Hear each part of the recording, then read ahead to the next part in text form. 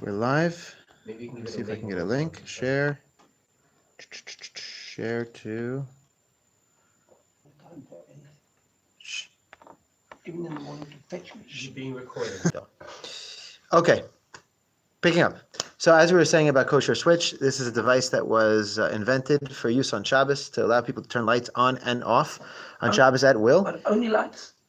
No, in theory, anything using it's a switch that connects to the wall. It's like a plug. You could plug anything into it. I think the only usage that they actually made it for was a light. That's just engineering what they did with it. In theory, it could have been used for anything.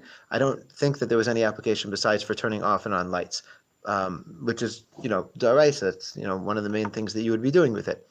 And the idea was that it uses a kind of grama, but Grama means an indirect action, although we'll define that better soon. But even more than that, they claimed that it was even less than Grama. It was something that was even less than Grama, meaning that it would be mutar legamre on Shabbat. We'll describe what that means. Now let's describe the device itself. So the device itself works as follows. It's a switch, and there's a picture of it actually on the source sheet. If you look at it, it's an actual picture of the device. And basically, it's a little piece of plastic that goes up and down. It's actually pretty complicated what's going on inside. What's going on inside is that it has an optic sensor, which means it has a laser going on inside of it. And the laser is going from one side to the other inside. And the piece of plastic, the only thing that you do is you play with the piece of plastic, which either blocks or unblocks that laser from going from one end to the other. And what happens next is that when you pick up the plastic piece, then that means that now the laser will reach the other side, which means it's going to be activated. It's going to turn it on. Sensor on the other side, or just Reaches the sensor on the other side. No, it's all inside. The little laser that goes from one side to the other. When you pick up the piece of plastic, the sensor reaches the other side. The laser reaches the other side, thereby triggering that part of the device, and that will eventually, we'll describe it more, will turn on the light. Okay. Now, how is that different than any regular switch? You're just flipping up a little piece of plastic and you're turning on a light. Why is that fancy? How could that be okay on Shabbat? Hold on, 1 second, David. So how could that be okay on Shabbat? So the answer is a few things. Number one, the laser is not constantly going from one side to the other. It only sometimes is doing that. And in fact, there's a little LED light on the outside that's either green or red. When it's red, it means that the laser is going. When it's green, it means that the laser is turned off. It turns on for about a minute or so every few minutes. Every few minutes, it turns on for about a minute, the laser, and then the rest of the time it's dormant, so most of the time it's green. While it's green, if you flick up that switch, it does nothing. Nothing happens. Nothing. Absolutely nothing happens. After a few seconds, though, after a little bit, the laser will start shooting, thereby turning on the machine, right? So which means that when you flicked it up, nothing happened. It only happens later. That's step one. There's a delay there. We're going to have to talk about that. It's a question, I think it's related. I have a time switch, which is mechanical. Right. Chuk-chiks, Right. So if I decide on Shabbos that I want the heating on, and I do it in the morning, I put some of the switches so that it will come on in the afternoon. You do that on Shabbos. I do that Erev Shabbos. I do that Erev Shabbos. Erev Shabbos, that's right. I can't do that on Shabbos. So, exactly. So, that would not be enough by itself, right? In other words, what they've done is very nice. It's very good. It reduces the amount of Chilul Shabbat, as we'll see, possibly.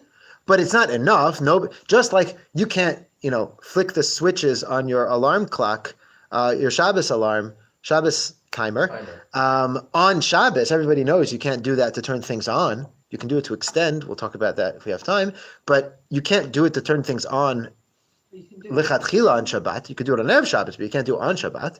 So too, this is very nice, but it doesn't get us all the way. So what gets us all the way? What gets us all the way is that they added another little kunz to their machine. What they did is that it's not the end of the story that the laser hits the other side, hits the sensor, and then turns on the machine. Because in fact, that's not what happens.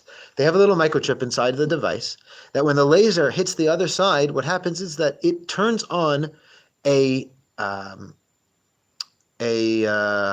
do we describe it? A calculation that happens inside the microchip, which picks a random number between, let's just make things simple, between 0 and 100.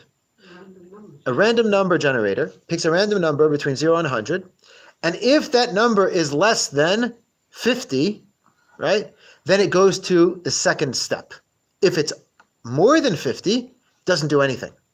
It just stops right there. What is the second step? If it's less than 50, the laser goes again and it does another calculation. And then if that number is less than 50, then it turns on the light. And if it's more than 50, then it doesn't do anything. In other words, you have about a 25% chance each time that it will turn on, and a 75% chance that it won't do anything. So now, if we left it that way, then that would mean that, you flick it on, the thingy turns on for about a minute, tries to turn on the light, 75% of the time it fails, 25% of the time It works. it succeeds. You succeed in doing it. Now, that's very nice. It's very nice. The fact that I flip up the piece of plastic and let the laser hit the sensor on the other side, is that in itself not a malacha? Let's say no. Based on what we talked about last week, let's say for now, that is not a It malacha. hits a sensor. It didn't do anything though. It hits a sensor, but it had no effect. If it doesn't turn on the light, according to Rav Weiss, like we saw last time, we may have to tweak this, but it would seem that according to Rav Weiss, it's a mechanism that happens inside an electronic device that has no actual effect on the real world, and therefore maybe mutar legamre. Now, and what they added on was they said, you know what, 75% of the time, it doesn't do anything. Now, does that take us all the way? Here's the thing, though. Would you buy a device like this? No. Why not? Because I have 3 to 1 odds. Because it doesn't work, right? Who would want to use such a thing? You turn the thing on, you turn the... In that. Let's say every 5 minutes it tries, right? Barbara, you asked how frequently within that minute. Yes. Excellent. That was the $1 million question. Because the answer to that is about 100 times a second. Yeah, so then you do a chance. Exactly. So that means 100 times a second it tries. You bat about a minute. Right. The chances of it not turning on Yeah, quite small. are quite small, vanishingly small, right? Within the minute and within 10 seconds, Right. frankly. The chances are vanishingly small. And we're going to get into all the math and all the, trying to figure out how this. I just wanted to describe the device. Okay? That's the device. That's how it works. So you said they changed it to make it more. No, this is the final device. That's how it works. We have to figure out what they've done and how it helps, if it helps. Okay? I described the device. The truth is that the first part that I described, where you just flip the plastic and then it doesn't happen until later, that already existed for about 40 or 50 years. It was invented a long time ago, and it was in use for things like hospitals and for army bases because it reduces the Chilul Shabbat. Now let's talk about Grama in general. Let's take a step back and go back to the original sources. We're not going to be able to do everything inside, but at least the first 2 sources I do want to do inside. This is the Gemaras that we're going to deal with. So the Gemara in Shabbat, this is the first Gemara that we're going to look at about Grama. You may have heard this already. Let's say there is a fire. A fire breaks out. Okay? Now, nowadays, as I think we've talked about, if a fire breaks out in your house, you should put it out right away. It doesn't matter how, you just put it out. But back in the day, I don't know the exact circumstances. What I assume and what the poskim seem to say is that it used to be less dangerous to have a fire in your home because maybe the homes were more spread. They were spread further apart from each other, so there was less likely that it would go from house to house, or the materials that the houses were made out of were less flammable. I don't know. For whatever reason, the rabbis were not concerned for pikuach nefesh, and so they said you're not allowed to put out a fire on Shabbat, even if it's in your home. So what do? You just let your house burn down? So the rabbi said, one may make a barrier with vessels, whether full of water or empty, that the fire should not travel onward.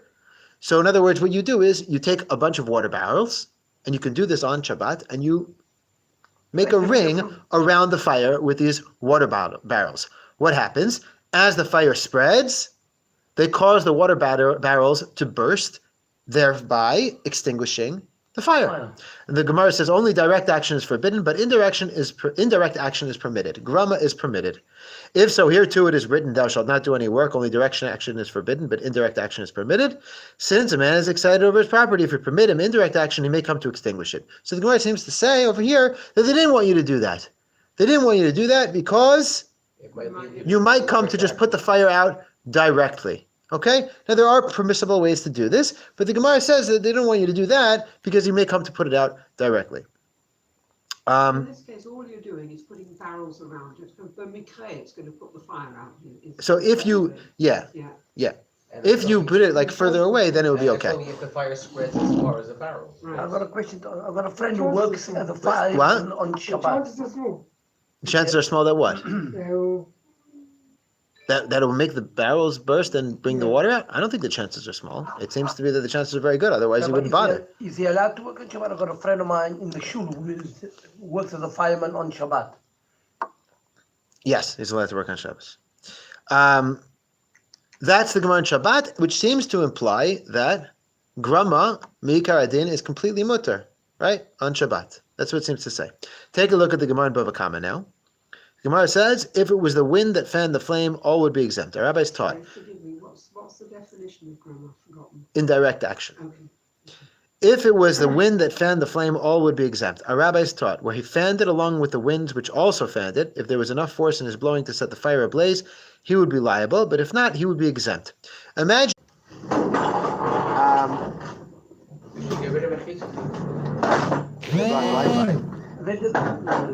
want to reform? That did it. Reconnected.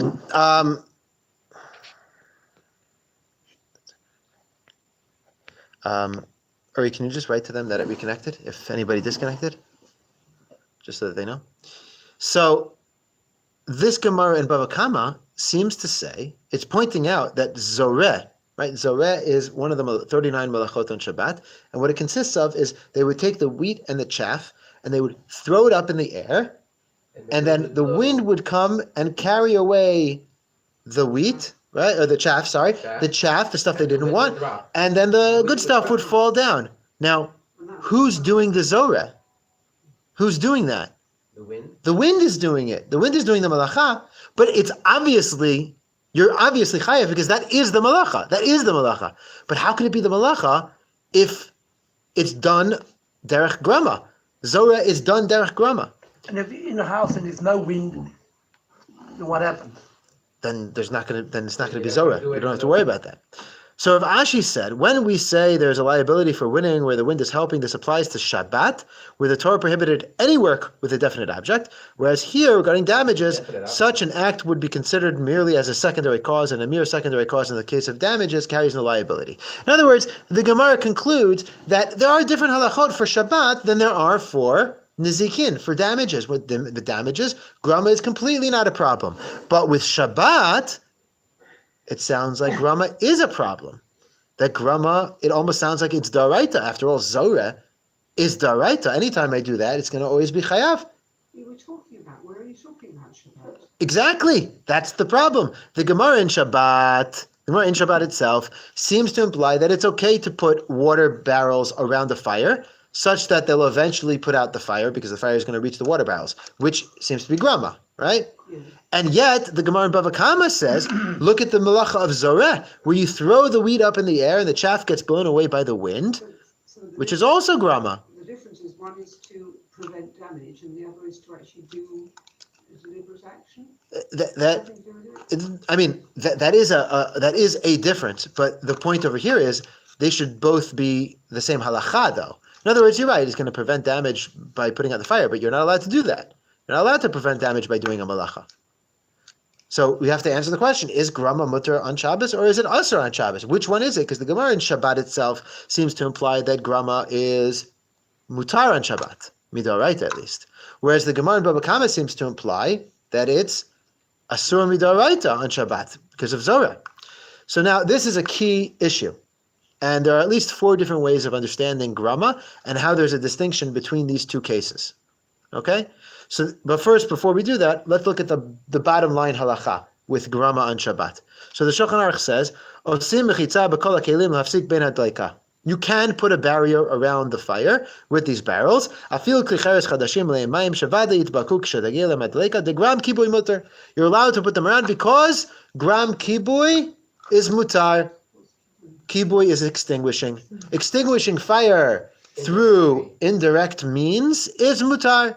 The Rama comments and says, b'makom pseida, only when you're going to lose a lot. In other words, the Rama comments and says, that's only true for extenuating circumstances. But in non-extenuating circumstances where there's no pseida, there's no great loss of money, it's asur midirabanan, because it wouldn't be mutter if it was asur midaraita. So in other words, what we can conclude is that the Shulchan Aruch and the Rama both say that it's mutar midaraita and seemingly asur midirabanan. Gram kibui specifically may be a special case. Now, how do we deal with this issue? How do we figure out why is it mutar, why is it asur? So the Pnei Yehoshua gives one answer. This is the classic answer. This is the one that is most used, most often quoted, and is used by Tzomet for their devices. And the Pnei Yehoshua basically says, I underlined the one line where he basically says it out loud. He says, Ela la'achar zman leika isura daraita. The Pnei Yehoshua says, what is grama?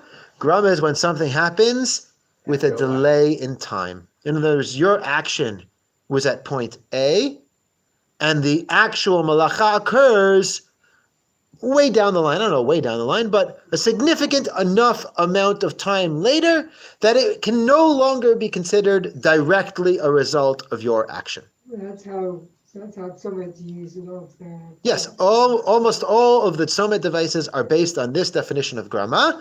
It's a delay. That's why, their devices, Tzomet devices are, the most famous is the gramophone, where you press a button and then it only actually dials a few seconds later, it's variable. You can actually set it. Fountain we've got here is from Tzomet. Why can't I? Oh, it's because I'm not. Good. So the Zorah case, right? Yeah. The Zorah case is pretty immediate. You throw it up, the wind comes, brings it away. The barrel case, there was a delay. You put the barrels far away from the What about fire. my time clock?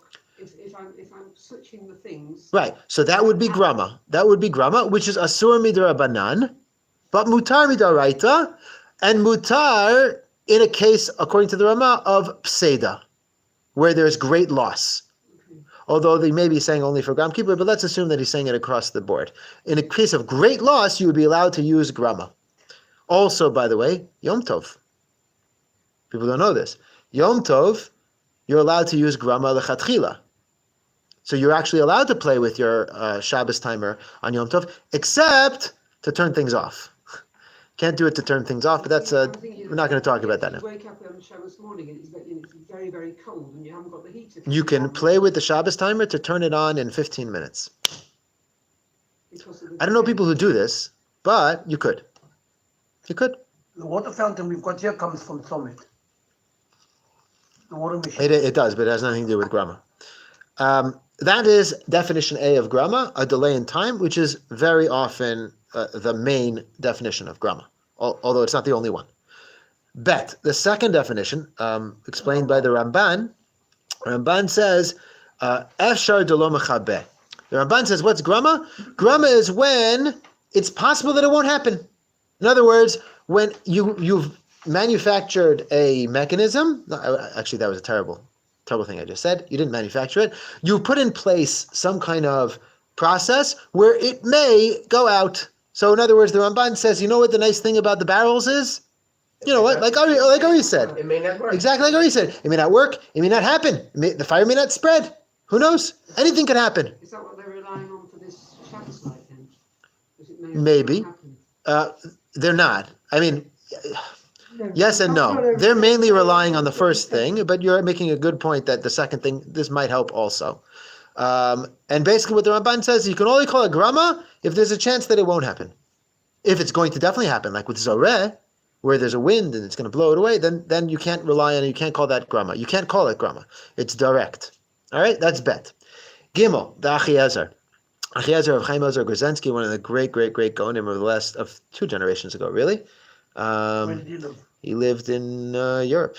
I want to say Russia. I don't know. Lithuania. I'm not no good at geography, but Chaim Ozer Grozensky lived until the beginning of the 19th century, and he was recognized as the Gadol Hador, and he said that grama is something that is done indirectly, but with the proviso that it's not something that you do. That you create a mechanism to do. In other words, almost anything can be considered grama as long as it's not the normal way of doing it and it's somewhat indirect. However, once you manufacture a mechanism to do it, it can't be considered grama anymore. His words are, Kol shehu melechet machshevet והמלאכה מתאבד באופן זה. This is the common way of doing it. חשוב מלאכת מחשבת, ועל כן גם בנות הנחיתם ברכיים שלמיים, שזהו דרך התחינה. He points to the technology of his day, right? Technology existed way before him, of a water mill, all right? Let's say you put something in front of the water mill, such that in about 5 minutes, when it gets around to it, it's going to crush your grain. This is what they used to use water mills for. So is that grama? After all, it takes a while. You put, it's like a Shabbos timer. You put something in front of the water mill grinding gears, and in about 5 minutes, when it gets around to it, it's going to grind your grain.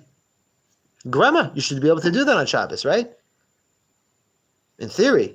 But the Achiezer says, no, you can't, because that's how you grind grain now. You use water mills. This is a manufactured way of doing it. This is a normal way of doing it. So it can't be considered grama, even if it happens later, and even if you're not doing it directly. Because it is the technological way of doing it, it can't be considered grama anymore. It has to be b'mikreh. In other words, the only time you can do a grama on Shabbat, according to the Achiezer, is when you kind of came up with it right now. You invented it right now, or you jimmied something, like I'm holding up this phone right now with Lego. People don't know that because they don't see the Lego, but that's, if anybody wants to see it, I'm holding it up with Lego. That's what's holding up the phone. So if you were to do something similar to that on Shabbat to cause a malacha, so then that would be considered grama. But if you manufacture something, like a Shabbos timer, for example, it's made for that, then you can't do that. I'm flip-flopping between mutar asur for my Shabbos. For the Kosherswitch, you mean? For the Shabbos, for the timer, that's definitely asur, isn't it? Your timer at home, your regular timer. According to, you mean whether it's asur midaraita or midarabanan. It's definitely asur midarabanan. This Achiezer would say that it's asur midaraita. Right, you're right. The Achiezer, and the only one who says that it's mutar midaraita is actually the Pnei Yoshua, is the first position, which is the most common position, to be honest. That's why Tzomet relies on it. But all the other positions that we're going to mention, the second, the third, and the fourth, we haven't yet said, are all going to say that your Shabbos timer is daraita. So that's the third position, the Achiezer. But we go by the Shulchan Aruch, no? Yeah, but the Shulchan Aruch just told us about grama. He didn't tell us what it was. Uh-huh. The final definition is Rabbi Soloveitchik's, which is the most rare. Like it's actually hard to understand exactly how to apply Rabbi Soloveitchik's idea. But he basically claims that the difference between the Zorah and he basically claims that it cannot be considered grama if the force which is eventually going to get around to doing the malacha already existed when you did your action.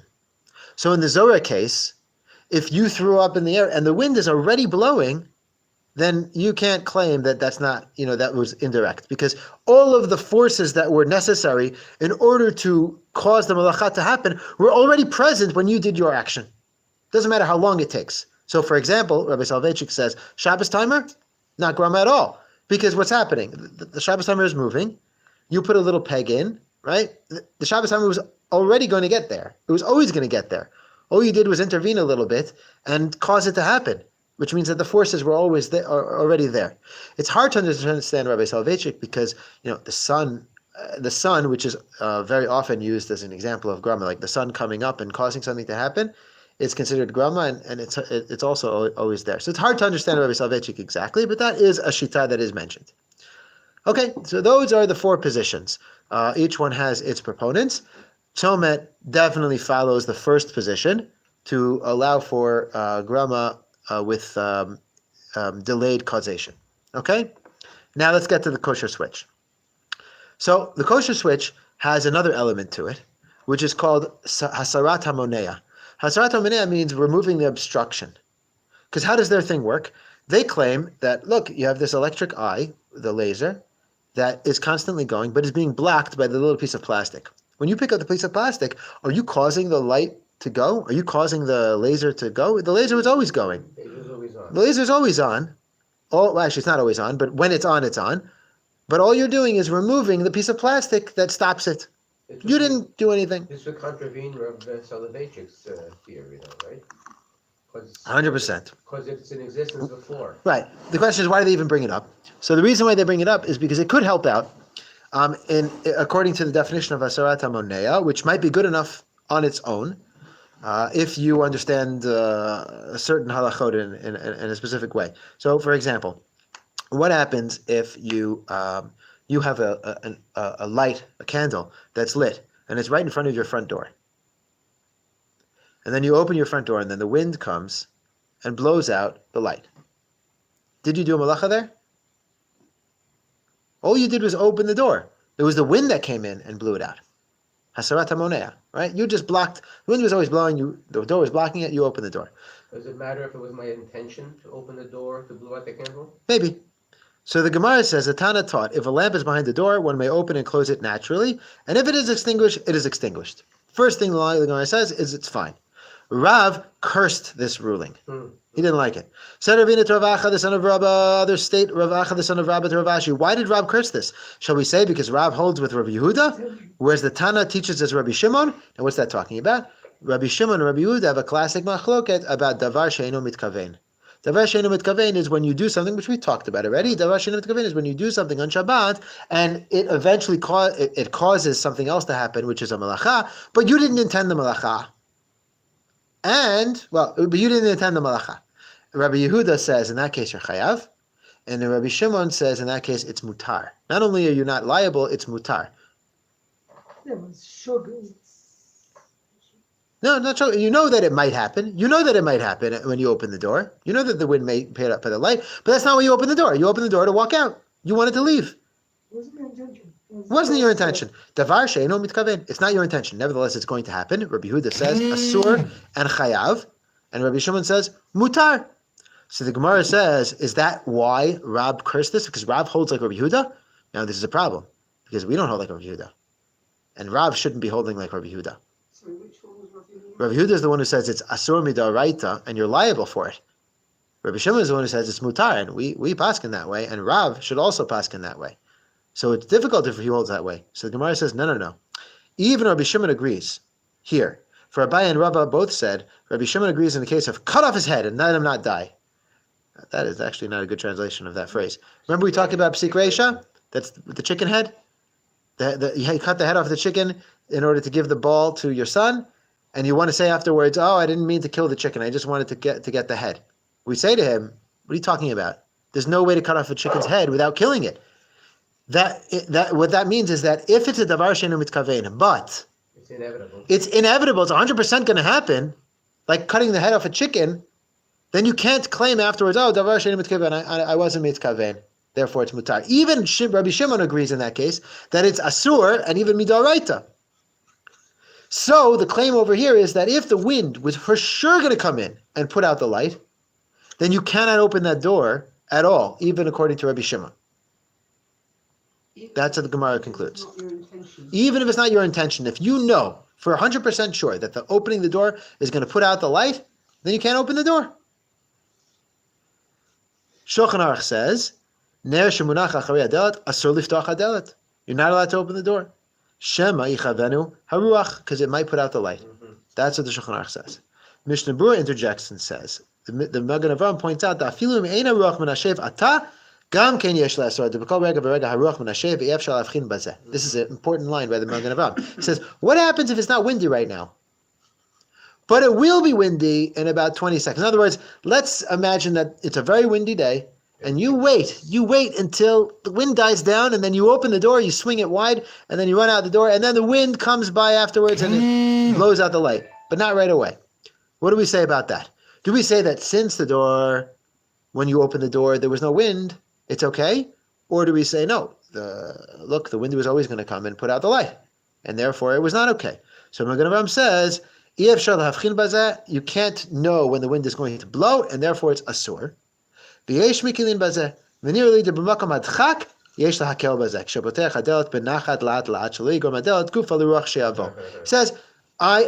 are those who are makel for this, and I think that you should not rely on the mekilim except in a shat hatchak where you really have to leave the house. And what you should do in that situation is open it very, very slowly and as little as you have to in order to get out. Now, mekilim means to be makel, to be lenient. To be lenient. Now, why am I bringing this up? Because isn't it very, very similar to the Kosherswitch? When you flick up the switch, nothing happens. Absolutely nothing happens when you flick up the switch. It only happens later, right? It's very similar to the wind that comes later, but the Magen Avraham still thinks that we should be machmer. There's another difference between them, though. Makom Batchachet, it says. Makom Atchak, that's one big difference. You have to whether it's Makom Atchak means if In it's emergency. extenuating circumstances, very big emergency. There's another big difference, which we're going to get to. By the way, in the advertisement for the Kosherswitch, so they had a few situations. It had a real advertisement. There was like a video of showing why people need this. And one of the examples was this woman was holding. The woman saw that the light was off. I think it was off. Yeah, it was off in the house, and she wanted it on. So what did she do? She was carrying her baby, and she's like, get it, and she's trying to encourage the baby to turn on. She's like, do you really want to do this? Do you really want this to be the way you turn on the lights? Get the Kosherswitch so you can. So in other words, they try to be ma'ora, the idea that sometimes, you really need the lights on or you really need the lights off. And so there is a tchak, right? That's what they would claim. There's a tchak. You can't sleep with the lights on. You can't eat with the lights off. So you need it, right? So you can make the argument that it is a tchak, not pikuach nefesh, that it's a tchak, like you need it. Like it's a bad situation. But there's another big difference between them. When you open the door, why are you opening the door? You go out, To go out. When you flick the switch, why are you flicking the switch? you get the light on. To get the light on. So even if you were to be convinced that hasarat hamonea is okay, How do you translate that? That's what I'm- the removal of an obstruction, even if you were convinced that you can make a comparison between, that somehow opening the door when the wind is not there is mutter. There are those who are makel in that way, and so you're going to make the comparison. But isn't it the case that the reason why opening that door is mutar is because you don't intend to put out the light? Would we really say that you're allowed to open a door with the hope that the wind is going to come in and put out the light? We're back to Davar Shein Miskaven. Exactly. It's no longer a davar she'ein mitkaven. Once you do that, it's not a davar she'ein mitkaven anymore. Maybe you can rely on Grama, which is a different mechanism, but davar she'ein mitkaven, it is not. You are mitkaven. You are intending to put it out. You can't use that as a tool anymore in your toolbox, and we're going to see how important that is. Now, the second thing that they brought up, right? This is the addition that they made was this randomization, right? The idea that it doesn't always turn on, and in fact, they want to claim that it may never turn on. Now, how do we evaluate this? So, do we have tools to evaluate this? So we do, actually. The Shulchan Aruch quotes that mutar lelech al gabei asavim ben lachem ben yiveshim keven she'enu mitkaven litlosh. A person is allowed to walk on the grass, even though as he's walking on the grass, sometimes he rips it up and he creates furrows in the grass, right? Sometimes yes, sometimes no. And the Mishnah Berurah comments and says,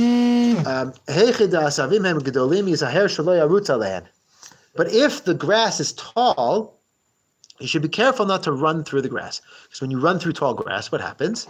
Chance separation. You very often will rip it. Because it's a psik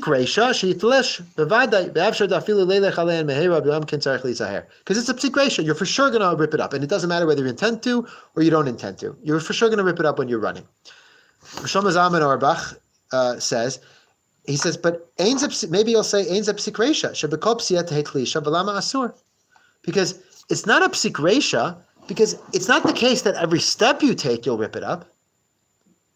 Right? Can you really say that even while running through the grass, that every step you take will rip up the grass? So if you break it down to micro actions, every step, I wouldn't say that there's even a 90% chance that you're going to rip it up.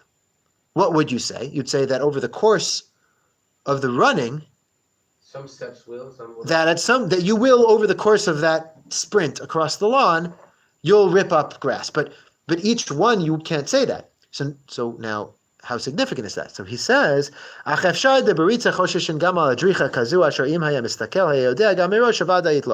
no, but that's not how we evaluate it. We evaluate it as, you look at the beginning, if I run through this field, am I going to? Rav Shlomo Zalman Auerbach says, no, we don't look at each action one by one. We say, this is a long action, and we combine it, and we say, what are the chances that you're going to rip up the grass as you're running through it? 100%. And if it's 100%, then it's a psik reisha. It doesn't separate each stride into Exactly. So now, Therefore, the kosher light, that's not kosher then. Right. So now, I don't know what happened. How did that get over there? Don't know. Okay. So now, let's get to the kosher switch. We'll skip some of these sources. Just get to the bottom. This is the on the Kosher Switch website. They have a 24-page in Hebrew tshuva about like a responsum about why it's okay to use their kosher switch lichatchila every Shabbat, right, on Shabbat. And in there, they deal with all these issues. Look, there are Talmidei Chachamim behind it, and they try to pick apart each one and show why each piece is okay. So now, let's talk about Psik Reisha. So on the bottom over here, I have the piece that talks about Psik Reisha. This is from their tshuva, 24 pages. So they say, V'im tomar, shekol ha'heter be'pa'ula she'ena Psik Reisha zehu rak b'davar she'en mitkaven, ach kana adam mitkaven she'achashmal yidlalek. So here's the thing. They're relying on the idea that it's not a Psik Reisha for two reasons. Number one, because there's a chance it won't happen. And number two, because even if it will happen, you don't intend for it to happen. Because all you're doing is flicking the switch. That's clearly false. So they say, the only thing you intend to do is to flick a piece of plastic. All right? This is what they say. Because at the moment that you flick it, you're not doing anything. You are not turning on any electricity. You're not turning on any light. ואין הדלקת החשמל מתייחסת אליו, בעצם הפעולה שהוא עושה היא נקראת מעשה מותר, וזה דומה לגרירת מיטה, כסה וספסל שהיא פעולת התר. Basically, all you're doing is flicking a piece of plastic, which is completely mutar. And everybody agrees that flicking a piece of plastic is mutar. Moving this, that's mutar. Of course, moving a piece of plastic is going to be mutar on Shabbat. There's no malacha called moving plastic on Shabbat. So therefore, that's all you intended to do. תוספת ביור, ההתר הכללי של דבר שאני מתכוון בנוי על כך שאני מחלק את הפעולה לשתיים. How does דבר שאני מתכוון work? I break up an action into two. Number one, the action itself, and number two, the result. And over here, I ignore the thing that I don't intend to do. So you say, כאן כיוון שאין הדלקת החשמל מתייחסת אליו, הרי הוא כן הוא מתכוון. This is mind-blowing, what they're trying to say over here. They're trying to say that your only intention is to actually move a piece of plastic and not to turn on a light. But anybody... That's why I bought the switch. Exactly. Anybody with a mind in their skull knows that the only reason you're doing that is to turn on the light afterwards. It's extremely difficult to call this something that's a davar she'ein mitkaven. What I'm trying to get out over here is that... Some of it is most of so much fun, as you said earlier. Is that you do something and then only 30 seconds later, whatever. Right, 100%. But the only claim that Somet makes is that it's Grama. That's the only claim that they make. But here, what they want to make is they want to claim that it's a davar she'ein mitkaven. They want to claim it's davar she'ein mitkaven, and since they proved that it's not a psik reisha, how do they prove it's not a psik reisha? Because it may or may not. Because it may or may not happen. Their claim is that statistically speaking, there is a chance that it will never happen. This light may never go on.